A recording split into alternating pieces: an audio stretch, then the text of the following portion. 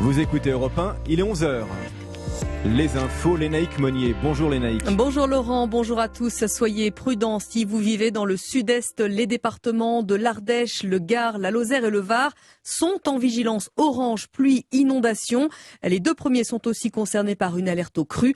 Jusque dans la nuit de samedi à dimanche, la nuit prochaine, des orages forts peuvent toucher le littoral avec des cumuls de l'ordre de 80 mm en 3 heures.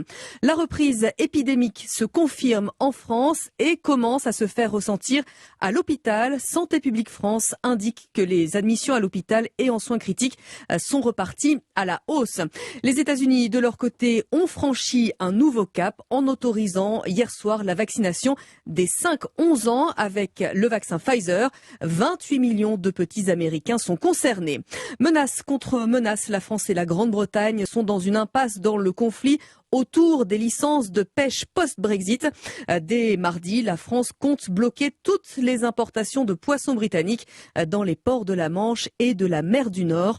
Emmanuel Macron et Boris Johnson se rencontrent ce week-end en marge du G20. Autre rencontre et des tensions diplomatiques qui sont retombées entre la France et les États-Unis. Joe Biden et Emmanuel Macron ne s'étaient plus adressé la parole depuis la crise des sous-marins australiens.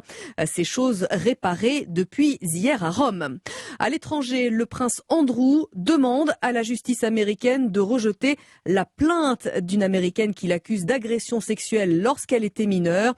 Une affaire qui embarrasse la famille royale puisqu'elle implique le sulfureux financier Jeffrey Epstein.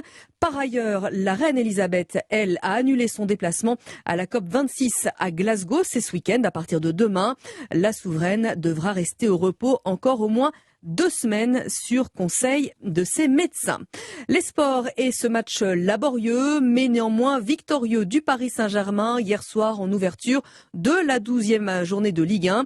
Le PSG mené par Lille hier au Parc des Princes et qui a fini par l'emporter 2-1. Marquinhos et Di Maria ont marqué, bien aidés par un Neymar de retour en pleine forme. À suivre aujourd'hui Metz-Saint-Etienne à 17h et ce soir en direct sur Europe 1, Lyon-Lens dont le coup d'envoi sera donné à 21h.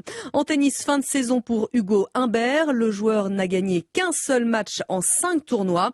Lundi, il manquera donc à l'appel du Masters 1000 de Paris-Bercy. Il renonce également à la Coupe Davis fin novembre. Les courses et le pronostic de Thierry Léger pour le Quintet cet après-midi à Compiègne. 14 partants, le 9, l'As, le 12, le 3, le 7, le 2, le 5 et le 8. Voici le pronostic de Thierry Léger.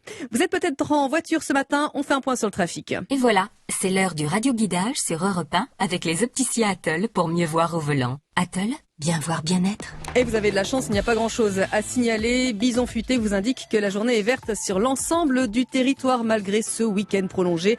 D'ailleurs, vous roulerez également sans encombre demain et même le lundi de la Toussaint. 11h03 sur Europe 1, on passe à table. Europe 1.